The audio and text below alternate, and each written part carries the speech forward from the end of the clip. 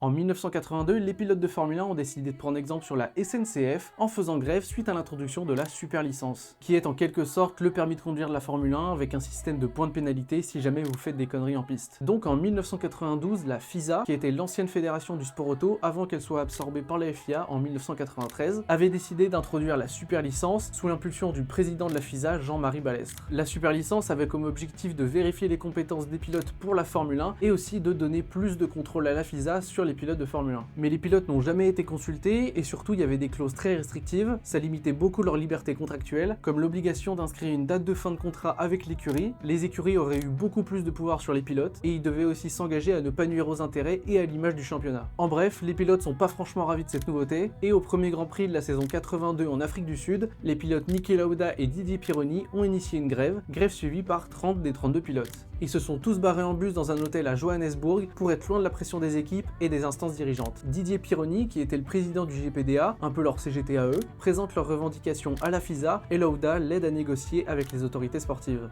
La grève a duré toute la nuit et ils ont même tous pioncé dans la même salle de l'hôtel pour démontrer leur unité et ça a fonctionné. Grâce à leurs efforts, les pilotes ont obtenu gain de cause et la FISA a reconsidéré les conditions de la super licence, voyant sa réelle mise en place 2 ans plus tard en 1984.